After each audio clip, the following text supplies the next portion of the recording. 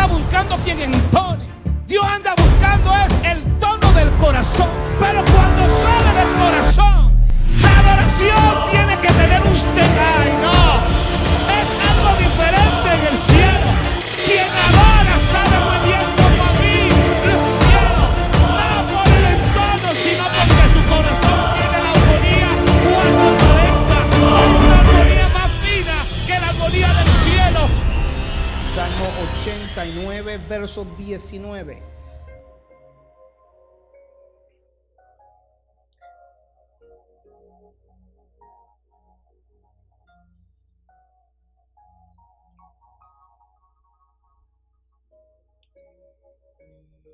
$89.19 en adelante, algunos versos vamos a considerar.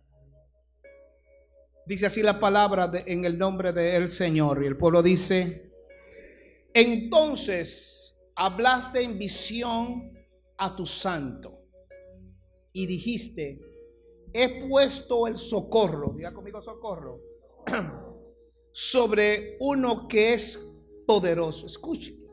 Esto es Dios hablando. He exaltado a un escogido de mi pueblo. Diga conmigo, un escogido. Diga conmigo la palabra que le dije ahorita, se llama: hallé a David mi siervo, lo ungí con mi santa unción.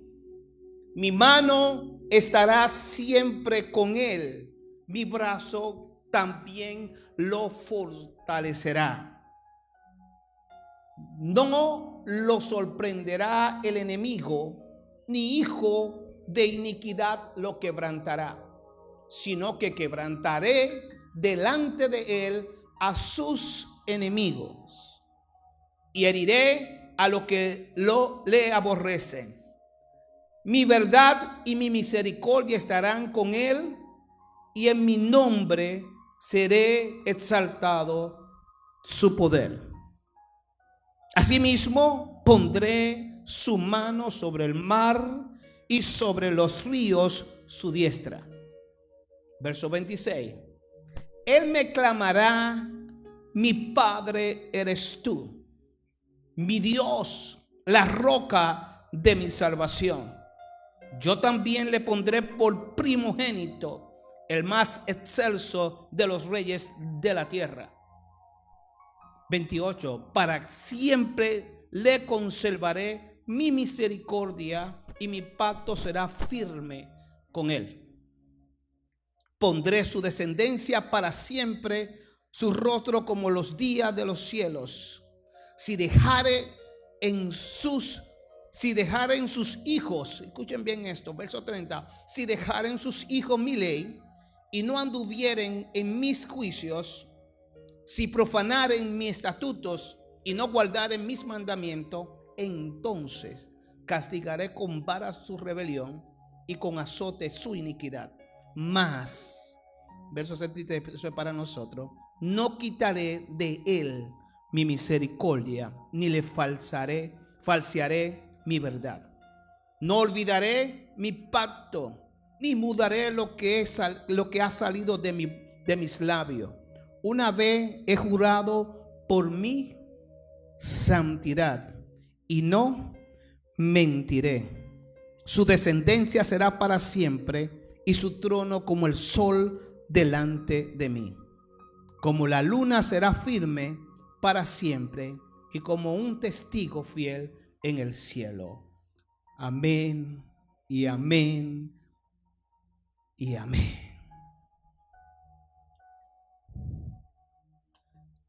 Este salmo, para los que estudian y para los que no,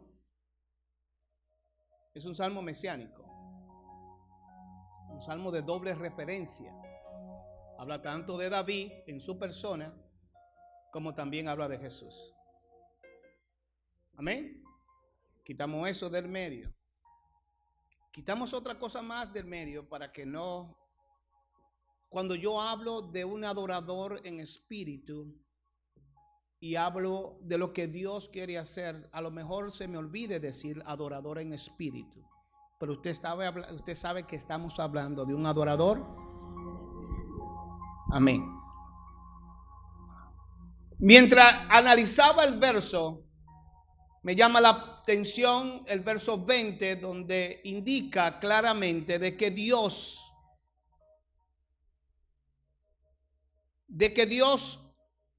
halló.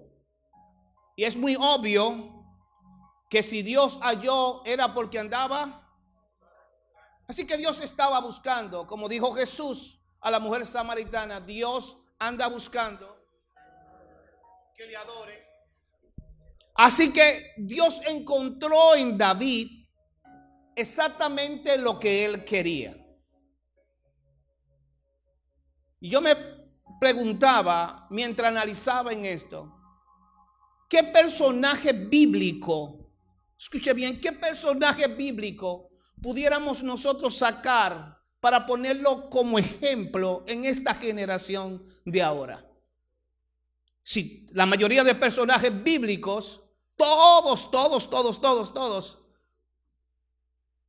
tienen una pata que le cojea. Cojean de algo. Esta generación busca perfección, right? Esta generación busca modelos que presentarle al mundo porque hay que guardar la imagen.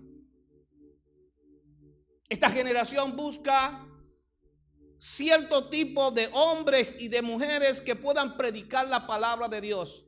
Así que nosotros realmente ninguno encajamos en la exigencia de la generación de hoy en día. Ninguno encajamos, pero pretendemos que encajamos.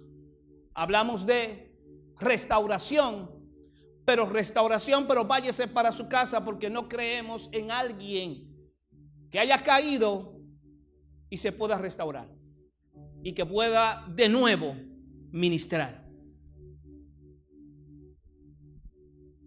No creemos en esto. No es que yo no lo crea, yo lo creo.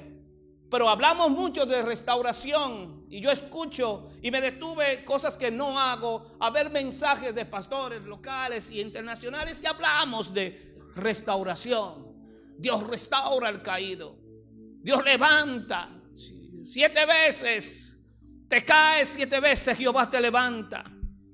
Y no importa lo que hayas hecho, si no te preocupes, levántate y vuelve y toma la rienda. Y toma el arado y sigue ministrando y sigue predicando. Pero a la hora en punto que sabemos que fulano cayó, ya lo sepultamos. Así que yo estaba buscando algo, algún modelo que me refiriera y me dijera, este es el deseado de todas las naciones. Este no viene del cielo, pero se ha comportado como que viviera en el cielo.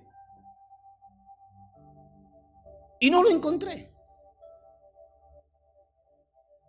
Alguien que no tuviera una mala imagen, lo estuve buscando y tampoco lo busqué. Y cuando fui a Jesucristo para encontrar a alguien que tuviera una buena imagen, a Jesucristo estuvo preso. Así que Jesús tiene récord.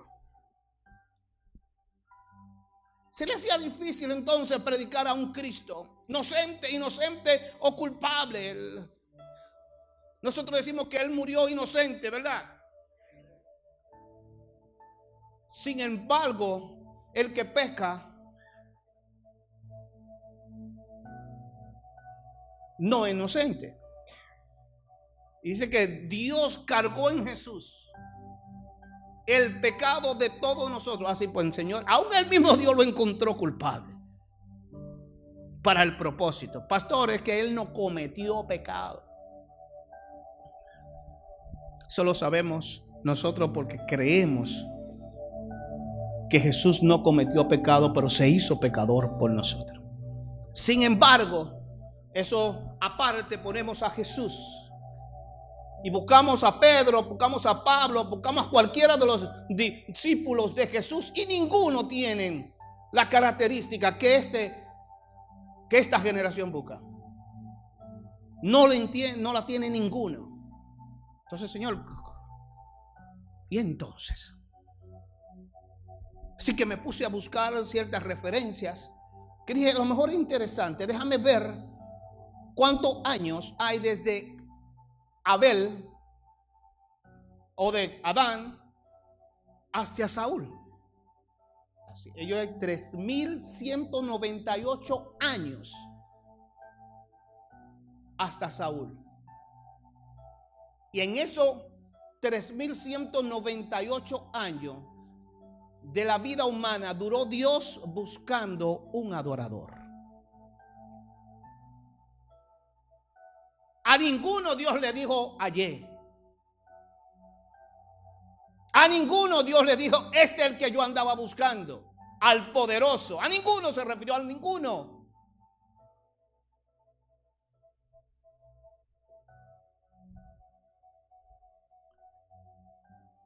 Abraham adoró a Dios y le mostró en su ofrenda lo que él quería. Y Dios le dijo, oh Abraham, ya yo sé que tú no me niegas nada. Isaac, Jacob, luego hay un silencio.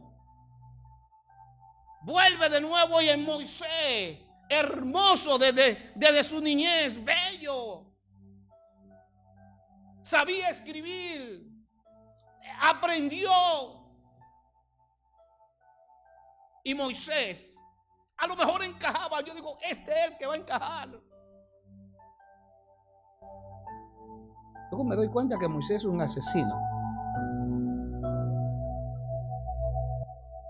Me doy cuenta que el pueblo lo quería apedrear en medio del desierto, porque el pueblo lo acusaba por haber matado también a Coré, a Datán y a Abirán. Por ti, tú. Coré está muerta por ti. Se abrió la tierra, por ello culpaban a Moisés. Moisés desobedeció a Dios. Yo te dije, Moisés, háblale a la peña y yo me glorificaré. ¿Y qué tú hiciste? Le pegaste a la peña. Así que tú no vas a entrar. Mira, disfruta. Creo que fue fuerte el castigo, ¿no? El hombre que el rostro le resplandecía. El hombre que enseñó al pueblo de Israel a ver milagros que nunca los transformaron. El hombre que había dejado todo. Había dejado familia por servir al Señor, por su llamamiento. Intentó volver a casarse, igual. Otro problema, problemas familiares, problemas con la hermana y problemas también con el hermano. Problema en su ministerio. Y Dios dice de él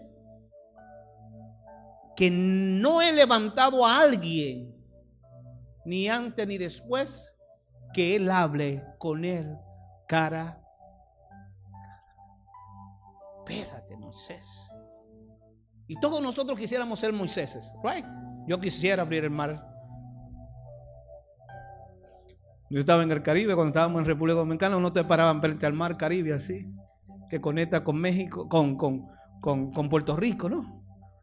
Y uno quería salir del país. Sí. Estaba como el chino, aquel que quería escaparse, la China comunista, y decía, no sé si, pero ese es el cuento, ¿no? Decía, si la mar se secara para poder ser capaz. Quería ser como Moisés. Tengo varas y a veces he dedicado esa vara y le escribo esas varas y la uso a veces para ministrar, a ver qué sucede. ¿Sabe lo que es 2 veces meterse al monte a buscar el rostro del Señor? Descender, que la gente no me pueda ver, porque tengo el resplandor de Dios, y caminar así con el resplandor de Dios, que los muertos se resuciten, que los endemoniados sean libertados y que veamos milagros. Sin embargo, Dios no lo dejó entrar y desobedeció a Dios en su voz. Ninguno de ellos, disculpen, ninguno de ellos llenan el estándar que hoy se le busca a un adorador. Dije, ok, entonces, ¿qué viste tú en David, Señor? ¿Qué vistes en David que no encontraste en los otros? 35 hombres en 3,198 años. 35 figuras prominentes. Hay otras figuras no tan prominentes que también fungieron parte del trabajo de Dios y del propósito de Dios. En los jueces hay varios, sin embargo menciona 2, 3, como algunas 5 personas, desde Otoniel hasta Sansón, que buscaron y fueron instrumento de Dios. Y ninguno de eso encaja en la característica que Dios anda buscando para llamarlo adorador. Así que todo ese tiempo Dios estaba formando un adorador. Y empezó desde Judá, porque el nombre Judá significa adoración. David es descendiente de Judá. Cuando voy donde David para ver sus características personales, que es siempre lo que nosotros miramos, ver su background. David era pastor de ovejas y allí Dios lo ungió y lo mandó a ungir. David, cuando entra al palacio, él no entra como guerrero. Aunque tiene eso en su resumen, tiene la palabra guerrero. No entra por su característica física. Aunque su característica física también entra en el resumen. No entra por su carácter, porque aunque dice que él era prudente en sus palabras, no entra por esto, porque había un problema en el palacio y no era porque era bonito, ni porque hablaba bien, o porque tenía un carácter, o porque era guerrero. El rey necesitaba algo que le aplacara sus demonios. Y cuando entra David, no entra por nada de esto, entra nada más por ser adorador de Dios. Lo que lleva a David al palacio es que él era adorador. Toca bien el arpa. Ese es el hombre, dice Saúl, que yo necesito. Y mandó gente donde Isaí dice, préstame a tu hijo, ese que está detrás de las ovejas. Y cuando Saúl lo evalúa y le toca una de esas piezas y calma a Saúl, Saúl le manda otra carta al padre de David. Me dice, me quiero quedar con este porque ha hallado gracia delante de mí.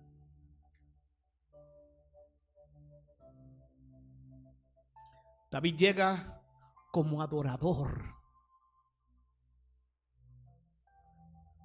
como un músico que cuando tocaba producía liberación, calmaba las tempestades y los monstruos que tenía el rey. La ausencia, escuche esto, la ausencia de la presencia de Dios la calmaba David cuando le tocaba, y hacía que los demonios que venían también de parte de Dios y los espíritus que atormentaban, espíritu de fracaso, espíritu de demencia, lo que era, solamente con la adoración que producía David, Saúl encontraba la paz interna. Yo no sé si tú pretendes llegar lejos con lo que sabes, o saliste de tu país pensando en que yo voy a hacer dinero en Estados Unidos de esta manera, y a lo mejor está haciendo dinero con el oficio. Pero lo único, y hablo para aquellos que son entendidos, lo único que te dará estabilidad y provocará que en ti se cumpla el propósito de Dios en la tierra, con tu profesión, en todas las cosas, es convertirte en un adorador.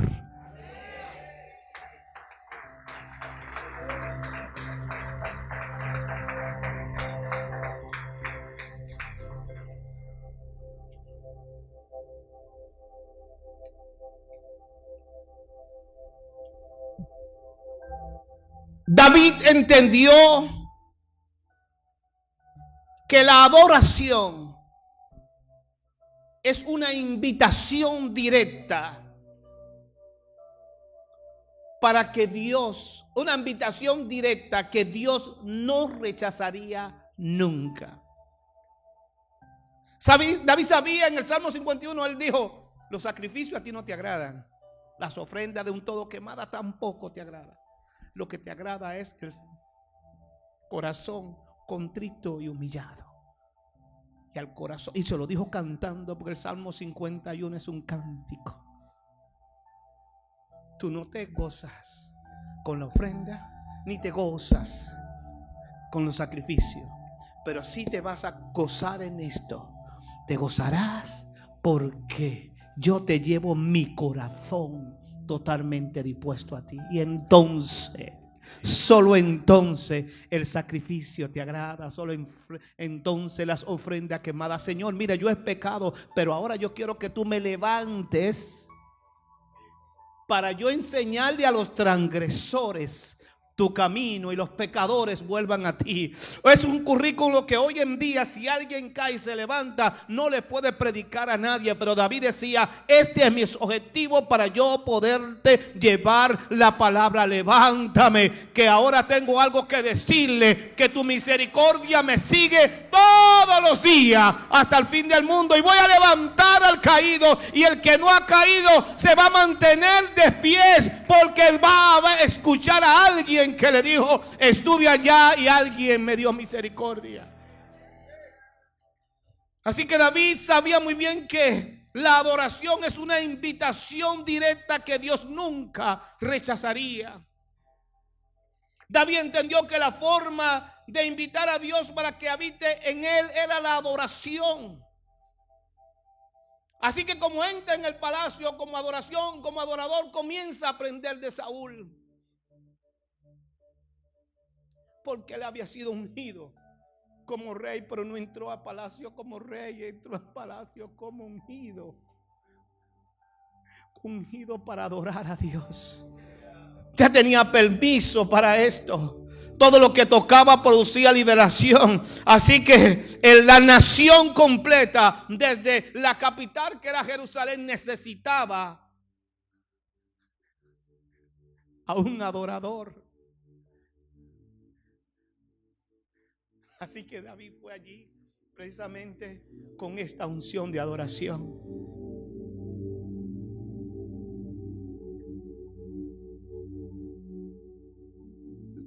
Las situaciones débiles, por débiles que sucedan, y esas mismas situaciones se pueden convertir en difíciles, porque muchas veces dejamos pasar ciertas cosas sencillas, pero se van complicando.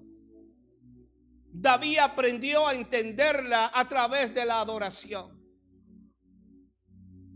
David entendió, siendo perseguido, que la importancia más grande para tener a Dios siempre contento era no olvidarse de adorar a Dios en todas las circunstancias, en todos los momentos, en las dificultades, en las situaciones difíciles, porque Dios había buscado, había encontrado a alguien que había aprendido a adorarle en toda situación. Como perseguido, como fugitivo, como alguien que necesitaba esa hambre.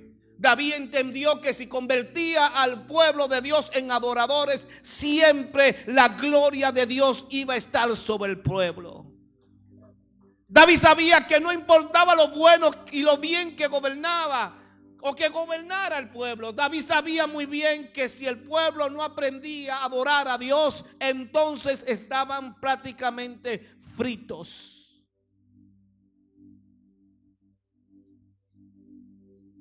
Y cuando fue a gobernar en un momento que ya lo habían ungido como rey en todo Israel,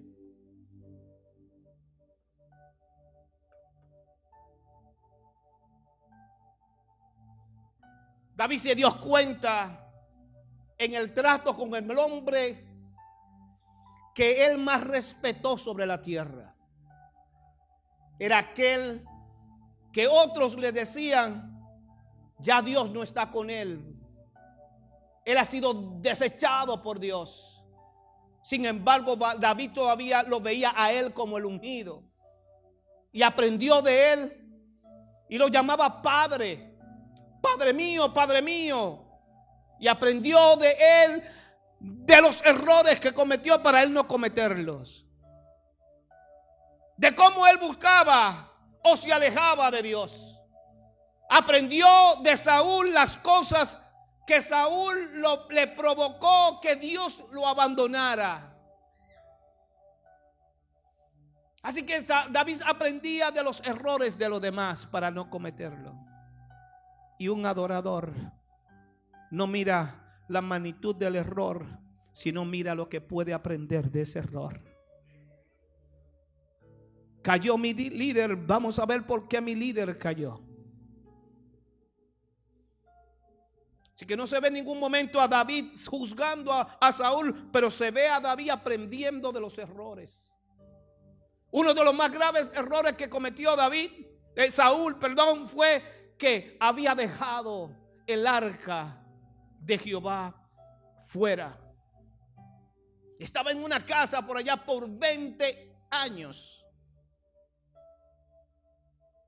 David había aprendido que el arca simbolizaba la presencia de Dios. Y que Dios se le había dado al pueblo y le había dicho: cuando ustedes salgan a pelear, lleven el arca. Cuando ustedes crucen el Jordán, lleven el arca. Cuando ustedes quieren adorar, lleven el arca. Cuando ustedes quieran hacer cosas y ver que los pueblos tiemblen, lleven el arca. Porque el arca significaba mi presencia. Significaba que yo estaba con ellos. Y aprendió de Moisés que el arca, Dios iba a hablar y le dijo a Moisés: cuando tú miraras el arca en el propiciatorio, cuando tú la miraras, yo te hablaré de en medio de los querubines. Él sabía que Jehová estaba ahí. Y aprendió los errores de Saúl y dijo: mi padre cometió este error, pero yo no lo voy a cometer. Hay que traer el arca. Hay que traer el arca. Yo soy rey, pero sobre todas las cosas soy un adorador. Hay que traer el arca a la casa. Hay que traer el arca a Jerusalén. Hay que traerla, hay que traerla. Diga conmigo: hay que traer el arca.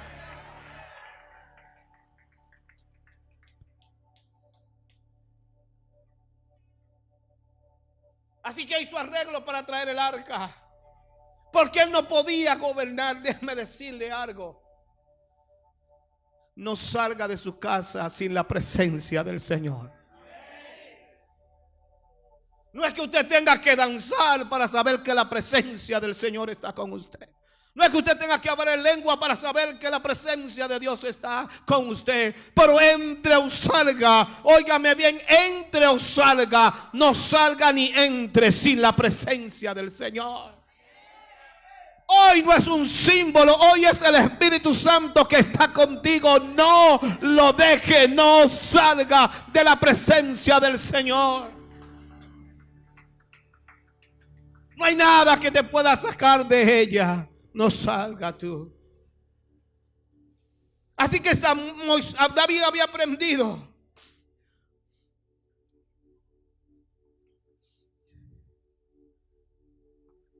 que este objeto, que hoy es una réplica en miniatura, David sabía que había que traerla. Y que debía que estar en un lugar en Jerusalén que aunque no la veía todo el tiempo, él sabía que estaba. Y si estaba, Dios también estaba. Saúl cometió un error, pero dijo David, yo no lo voy a cometer. Criticó a Saúl, no lo criticó, solamente dijo, hace 20 años que el arca no está en la casa. 20 años ministrando sin la presencia del Señor. 20 años caminando como, está todo bien, pero nada está bien porque hace falta la presencia del Señor.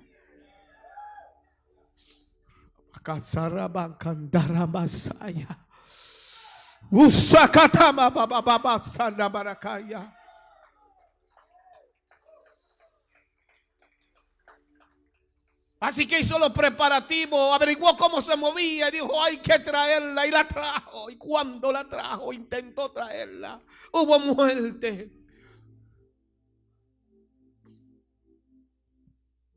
Así que en medio de esa muerte David está herido. ¿Qué hice mal? Si mis intenciones eran buenas. No basta con buenas intenciones. Son bonitas y Dios mira las intenciones, pero hay cosas que no te corresponde, David, hacer. Yo quiero estar en tu gobierno porque yo lo prometí, pero yo necesito que tú hagas las cosas correctas. A ti no te corresponde mover el arca. Diga conmigo, Shamash. ¿Cómo era la palabra? Tú eres el adorador, el cual yo he puesto en el pueblo, pero no eres la presencia de Dios. Tú eres el líder, pero no eres el Espíritu Santo. Aún por la gracia que yo he puesto en ti, necesita consultar cómo se hacen las cosas. No te hagas, necesita consultar cómo se hacen las cosas. Así que David consultó cómo se hacen las cosas, pero no se movió por alguien. Usted sabe que cuando usted está siendo bendecido, salen las buenas críticas, ¿verdad? Salen los chismosos. Alguien decía, no son chismosos, solamente que tienen amigos íntimos. Y esos amigos íntimos tienen otros amigos íntimos. Y eso, son muy informativos y comunicativos. Y hay que comunicar bien. Así que David mandó el arca para la casa de Obed-Edom. Y en 90 días Dios había bendecido a Obed-Edom. Y dice las escrituras que David escuchó que la casa de Obed-Edom estaba siendo bendecida. Y dijo David, no, pues yo no estoy desechado. Yo hice la cosa bien, pero el arca sigue funcionando. Sigue bendiciendo la tierra el arca. Vamos, gloria al nombre del Señor. El arca sigue bendiciendo tu casa. Sigue haciéndola. Hay muerte, pero sigue bendiciéndote. Hay dolor, hay enfermedad, pero el arca sigue activa. Caíste, levántate, que el arca sigue activa. Él pensó que el arca ya no iba a bendecir al pueblo porque había pecado en su transitar, en moverla de un lugar a otro, pero supo que había bendición aún el arca. Dios todavía estaba contento y él dijo, tengo que hacer las cosas correctas.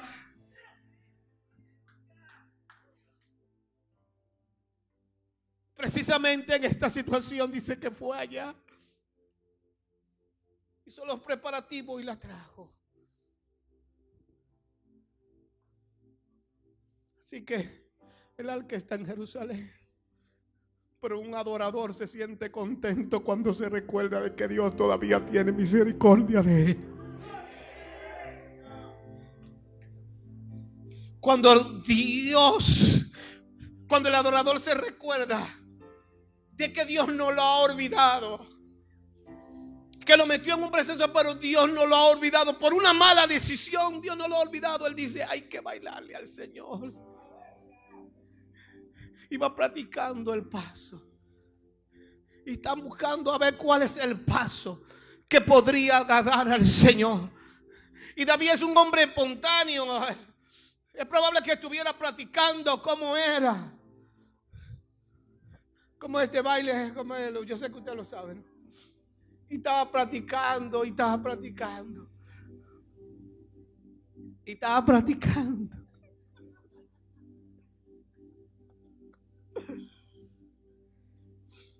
Yo no voy a practicar más. Yo quiero adorar espontáneamente al Señor. Me voy a desnudar. Porque si Él me recibió como me recibió, y todavía hay misericordia de Dios en Jerusalén, yo la voy a traer y me voy a quitar la ropa, porque a lo mejor eso fue lo que provocó mi orgullo, eso que fue lo que provocó mi altivez, el poder yo, ay Dios mío, con vestiduras reales caminando en mi caballo blanco. Esto fue a lo mejor lo que Dios no le gustó, pero yo quiero adorar a Dios. A Él le gusta que yo le adore. Yo entré no como rey, no como sangre azul, yo entré como adorador. Pues entonces voy a seguir siendo adorador. Él sabe muy bien que si invita a Dios adorando, nadie se lo va a quitar. Yo quiero la presencia de Dios en mi vida. Yo quiero la presencia de Dios en mi gobierno, en mi familia. Pero yo tengo que saber que soy adorador, porque Él anda buscando adoradores que lo adores.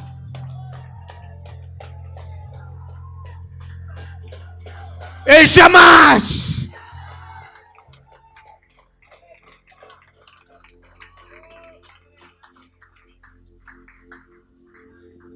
Así que yo quisiera, ven Sergio, levántame el arca, llévala así, como si fuera Jocelyn, suavecito. Y David dijo: me voy a quitar todo esto. Con calor voy a correr, pero ponte tus vestiduras reales. Es que Él es el rey. Y cuando Él me conoció con estos trapos de inmundicia. Él no me conoció en una silla, en un trono. Él me conoció debajo, detrás, allí, con un arpa en la mano. Allí fue que me entendió Dios y me sacó. Así que comenzó David, mientras los sacerdotes iban, comenzó a danzar. Y comenzó a brincar. Y comenzó a brincar. Y gloria a Dios, y gloria a Dios. Y comenzó danza. No era porque era un danzor, era porque era un adorador. No por nada, era porque Él estaba trayendo correctamente la presencia del Señor a su gobierno. Vamos, brinca, salta. En el mundo brincabas y saltabas. Y aquí en la iglesia tú no eres nadie. ¿Por qué no eres nadie? Porque no sabes que ese cuerpo que tienes es el cuerpo que Dios usa para adorarle al diablo. Gloria al nombre del Señor. Perdón, para decirle a Satanás, yo quiero que tú sepas que yo le adoro a Dios. Ya no le adoro al diablo, ahora le adoro a Dios. Vamos, gloria al nombre del Señor. Pero las cosas no se quedan allí. Gracias, hijo. Dice las escrituras, pueden sentarse, dice las escrituras,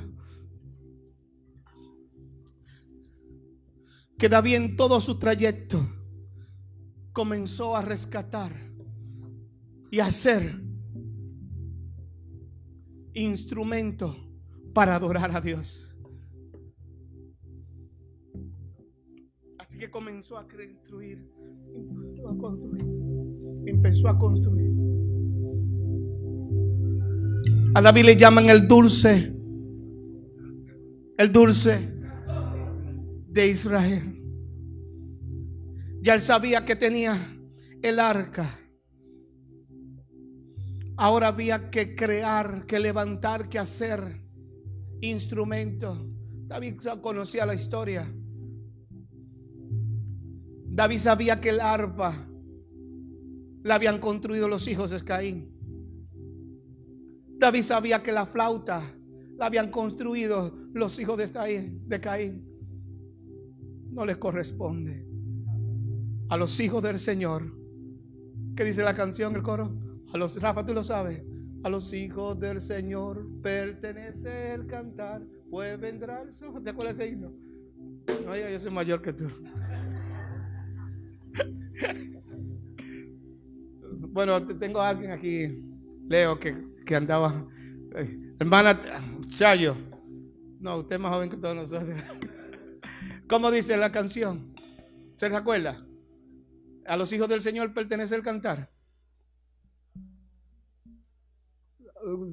Ponme un micrófono a Leo. Alguien más dice: a los hijos del Señor pertenece el cantar, pueblo, y los arrebatará del palacio celestial. Gladys, tú te lo sabes. Gloria al Señor, aleluya. Así que David sabía muy bien que a los hijos del Señor pertenecen. Dígalo, a los hijos del Señor. Él sabía eso. ¿Sabe qué le pasa a la iglesia hoy en día? Lo digo, que nosotros creemos que el diablo creó cosas. Nosotros creemos que hay cosas que le pertenecen a Satanás y hay cosas que le pertenecen a la iglesia. Así que viene Satanás y te agarra el símbolo del pacto. ¿Cuál es? Te agarra el arco iris y tú se lo sueltas, porque no quiere que te confunda. Como no quiere que te confundan.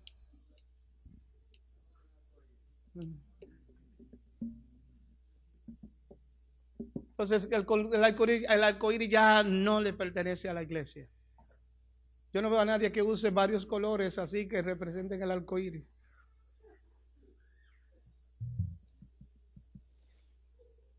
Y el día que me vean a mí con un poloche así, ¿qué van a decir?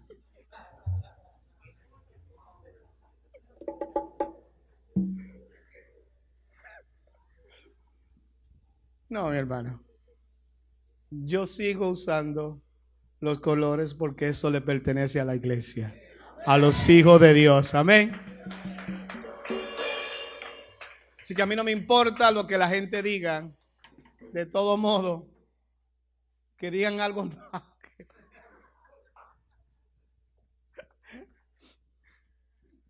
Así que David sabía muy bien que la flauta, aunque Tubal se convirtió en el padre de la flauta y del arpa, no era ni le correspondía a ellos. ¿Y cuál era el instrumento principal de David? El arpa. Así que comenzó a hacer más, y donde quiera que había y encontraba algún instrumento musical, lo agarraba y se lo llevaba al Señor. Lo mismo que agarraba oro, plata, prenda preciosa, lingote, todo lo que David encontraba con sus enemigos se lo arrebataba y decía: esto le pertenece al Señor. Todo. Por eso que hay una generación que se siente mal. Se siente muy mal porque los jóvenes de ahora entienden que las cosas pertenecen al Señor y están rescatando algunos ritmos. No, que ese ritmo es del diablo. Mire, déjeme decirle algo. No hay un ritmo. Bueno, todos los ritmos siempre hay una historia oscura. ¿Saben eso? ¿Cuál es el ritmo, la música de tu país? ¿Cuál es? El folclore. Amén, todos los países tienen folclore porque es la que identifica. Pero no, que eso hay en la música de folclore, ellos hay allí una mezcla de esos africanos, ancestros endemoniados. Y los instrumentos, por ejemplo, la marimba, Hasta el 4, ¿verdad? Y tú lo ves. Rafa, tócame eso ahí. Tócame tu instrumento ahí. Rafa rescató la tumbadora. Amén. Y ahora adora a la tumbadora, adora a Dios con la tumbadora. Y cuando está en los timbales, y cuando están allí, cuando está aquí. Cristian, dame algo ahí, un tono ahí de adoración de eso, de un ra en fra, algo ahí, dame ahí. Kevin. Oiga eso. Batería, ¿qué dice? Guitarra, ¿qué dice? Vamos. Okay. ¿Qué dice la guitarra? ¿Qué dice el bajo? No, sigan. Vamos a hacer música hoy aquí.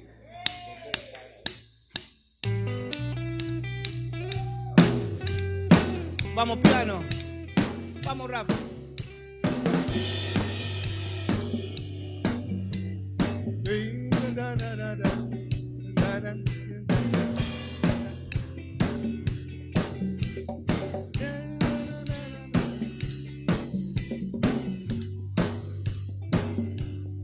David necesitaba una orquesta en el palacio. Sigan y no se detenga. David necesitaba una orquesta en el palacio. Y necesitaba una orquesta para salir a su guerra. Y necesitaba una orquesta para el templo. Así que agarró la guitarra, el bajo, la batería, el piano, los instrumentos de cuerda, los instrumentos de cuero. Comenzó David a rescatarlo todo. Todo comenzó y se lo entrega a Salomón. Y dice: Salomón, ya tú sabes, te voy a escribir 150 salmos y con eso va a darle vida a esos salmos, porque a nuestro Dios le gusta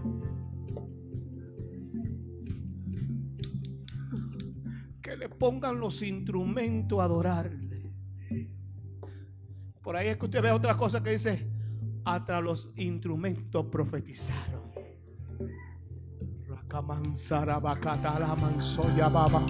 Dios se metió en la tumbadora. Dios se metió en la guitarra. Dios se metió en el piano, en la trompeta, en el acordeón. Dios se metió en todos los instrumentos y comenzaron a profetizar, porque David sabía que lo que podía traer liberación al pueblo era la adoración a Dios. Podían cantar a capela, pero decían: no, vamos a llamarle con Cristo de júbilo. Vamos a llevarle que todos los instrumentos. Hay la maraca, ¿dónde está también el cencerro? ¿Dónde está? Hay que adorar a Dios.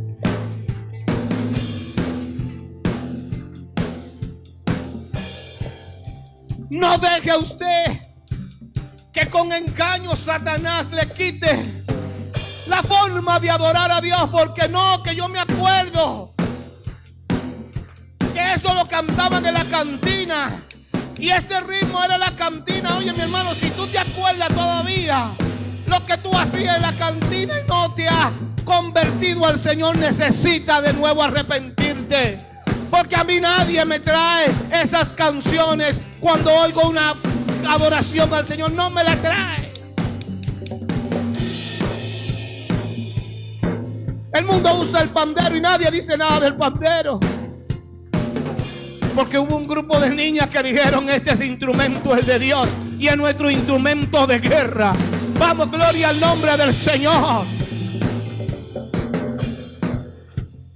Así que David sabía muy bien, y dice las Escrituras, que David rescató todo esto.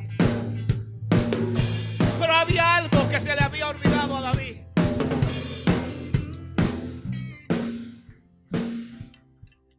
Había algo que se le había olvidado a David. Y David decía: eso se necesita en el templo. Había un instrumento que no se podía sacar un sonido, pero sí se podía simbolizar que la presencia de Dios estaba allí. Le llamaban la menorá. Nosotros lo conocemos como el candelabro. ¿Cómo lo conocemos? Como el candelabro. A simple vista es algo sencillo. Cuando a Moisés Dios le dijo: yo quiero que tú hagas esto, y esto fue lo que Dios le dijo: asegúrate de hacerlo conforme al modelo que te enseñé en el monte. Así que Moisés sabía muy bien que en el cielo se adoraba a Dios, y de la forma que se adora a Dios es con todos los instrumentos. Así que déjame ponerlo aparte. ¿Cuántos brazos tiene? ¿Cuántos brazos?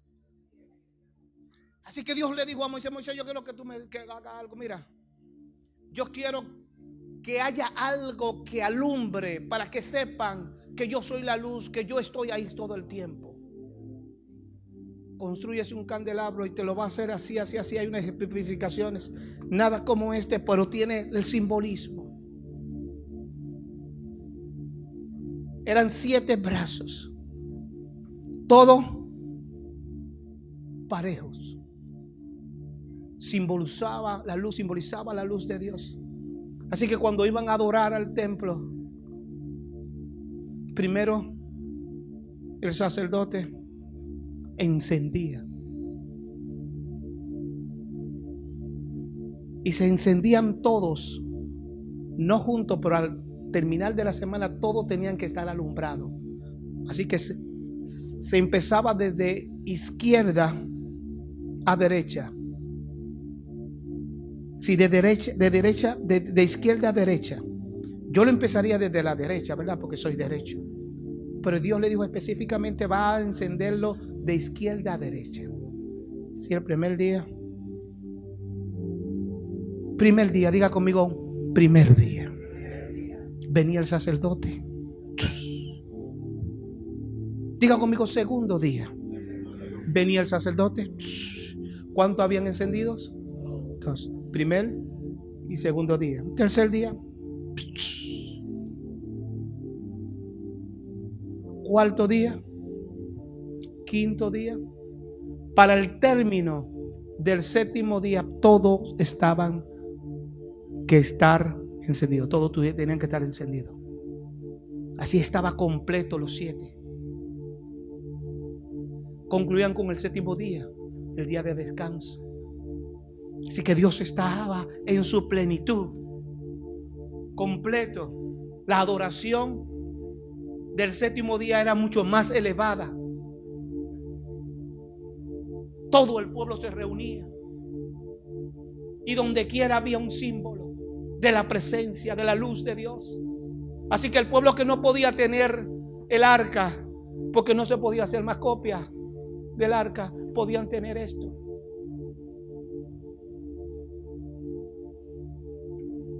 Sin embargo, hubo un año donde el templo fue destruido y no se podía adorar en el templo, pero sí querían los sacerdotes tenerla y cumplir con su rito todos los días. No tenían mucho aceite, solamente tenían aceite, había poco aceite.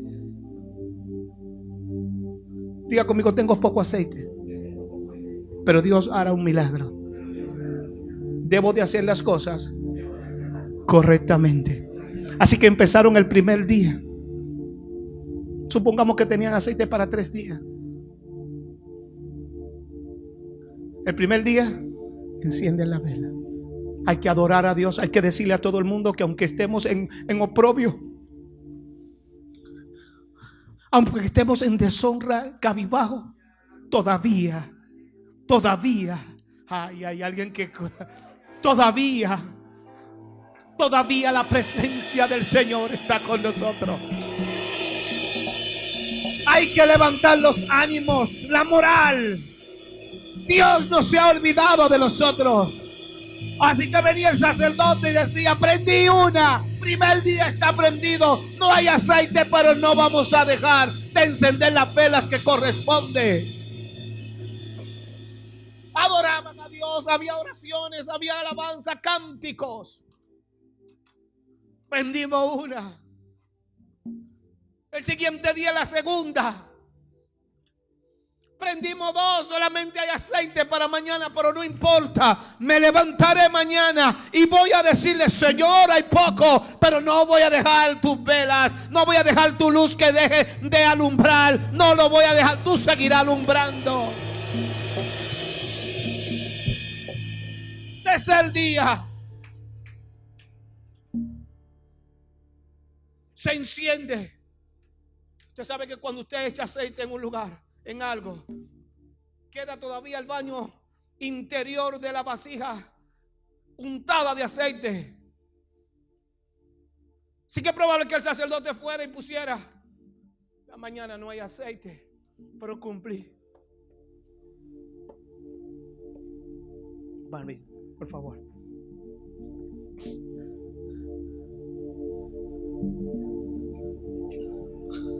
Al siguiente día, él no encuentra, pero va a ver y ve la vasija que tiene aceite para ese día. Hay aceite para el cuarto día. Hay aceite para el cuarto día. Hay aceite para el cuarto día. Hay aceite para el cuarto día. Hay aceite para el cuarto día. No te quedes acostado, que ello hay para el cuarto día. No te quedes rezagado, levántate confiado, que hay para el cuarto día.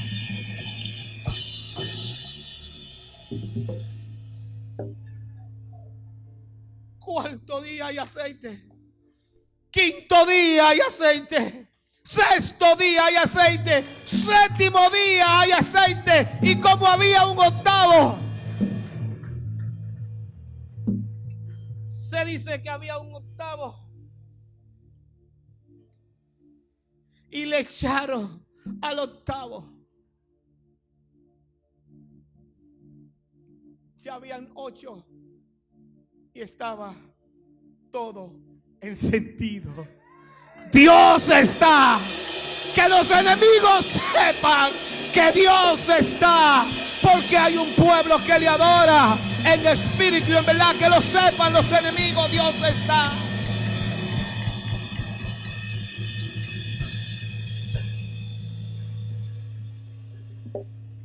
Diga conmigo. ¿Cuál es la palabra? Diga conmigo. Llama.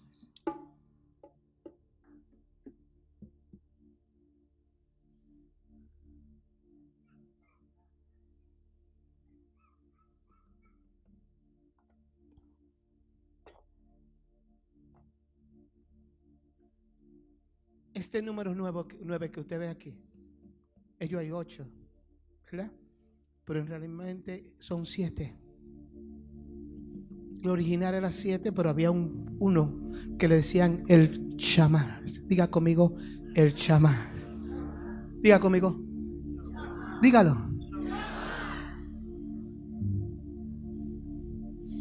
Así que estos 7 necesitaban a alguien. Diga conmigo, refío. Necesitaba alguien que le llenara. David conocía esto.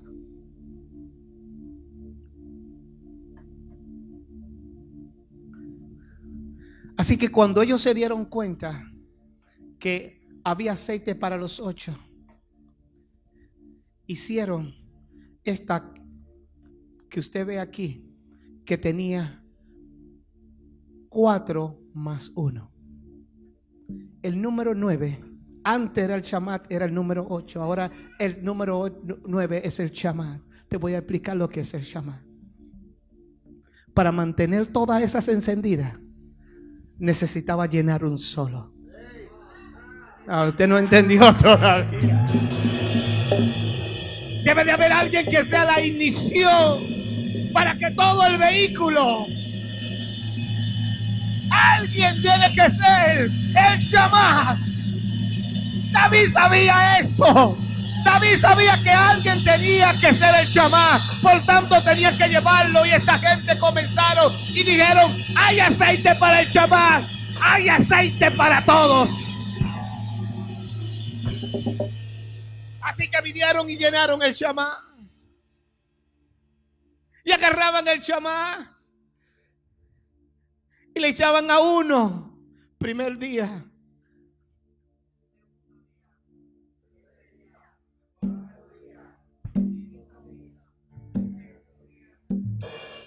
Ya habían completado en el séptimo día. Pero el que era primeramente el chamás necesitaba no quedarse vacío.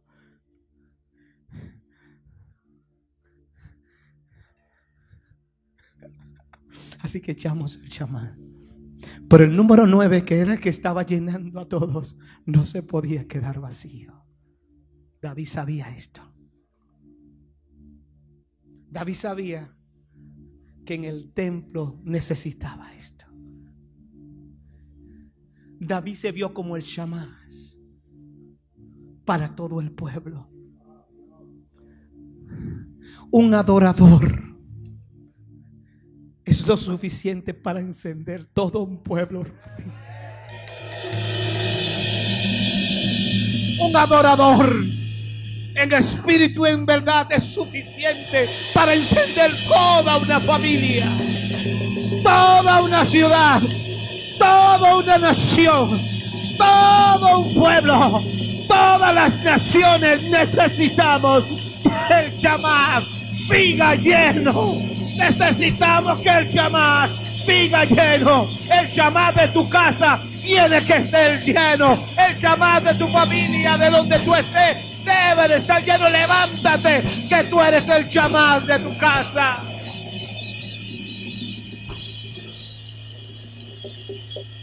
Eres el chamás. ¿Qué eres el chamás? Ustedes son el chamás. Servidores de Dios. Pastor, ¿qué significa el chamás? El chamás significa el que sirve. El que no le importa la posición, que lo único que sabe es que está para conectar a otro con el reino. No le importa que lo miren, no le importa que noten su ausencia. Lo que le importa es que donde él está, se están de ahí llenando todos. Puede ser una viejita el chamás, puede ser un niño el chamás, puede ser un joven, puede ser cualquier líder, puede ser pastor, pero necesitamos que el chamás siga ardiendo. Necesitamos adoradores, necesitamos que siga ardiendo. No te apagues. ¿Qué me importa que piense lo que piense? Yo sé que esta ciudad tiene un chamás. Antes le decían la punta de lanza. Hoy es el chamás de esta ciudad. Hoy es el chamás. No importa, no puedes apagarte. No puedes apagarte. No puedes apagarte. No puedes apagarte.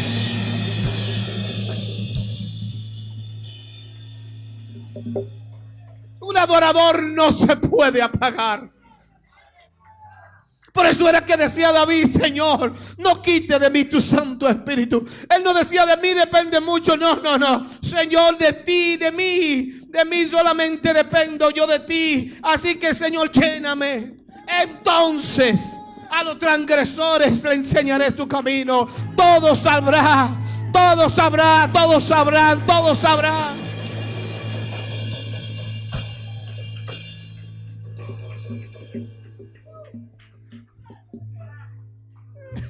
Eres la chamás de tu esposo. Eres el chamás de tu esposa. Eres quien la enciende. Ella es quien te enciende.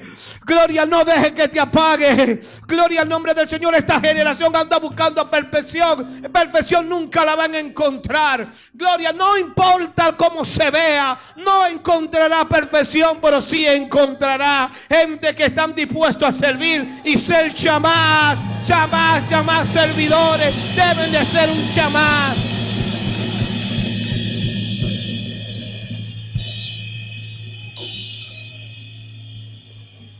Si no te enciende, es problemas tuyos. Si no te enciendes, problemas tuyos. Pero este que está aquí dijo: desde ahora en adelante yo me enciendo. Yo tengo que haber aceite para mí. Tiene que haber aceite para mí. Tiene que ser aceite para mí. Tiene que haber aceite para mí.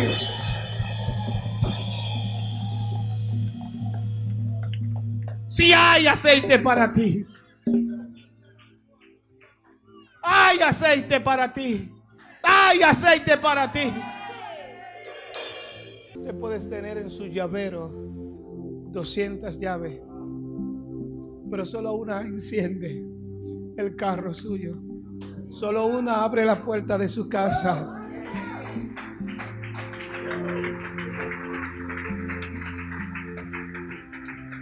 David entendió eso.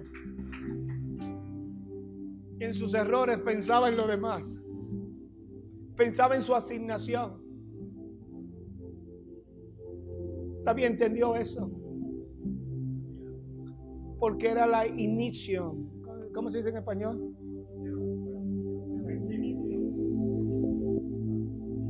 Era la chispa.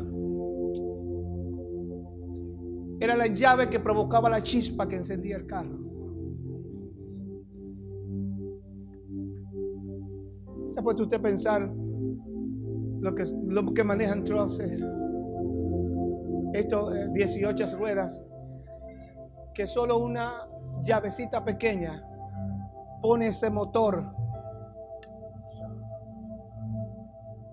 y enciende ese motor, y ese motor pone a mover 18 ruedas, y esas 18 ruedas llevan una carga de 50,000, ayúdame ahí, de 80,000 de carga, libra, 80,000 libras.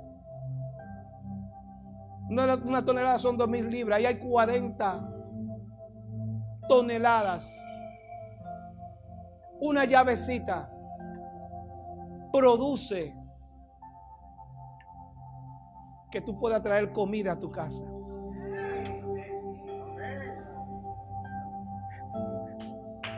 Hoy no hay trabajo porque no se abrió la puerta. ¿Qué pasó con el Gates? Es que se perdió la llave.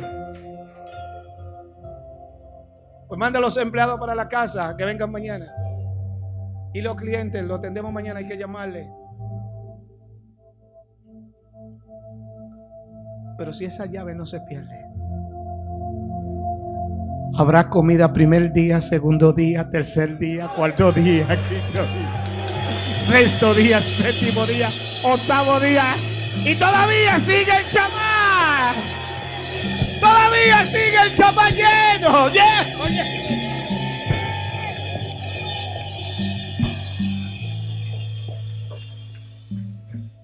David sabía que en su generación y para muchas generaciones él era la llave.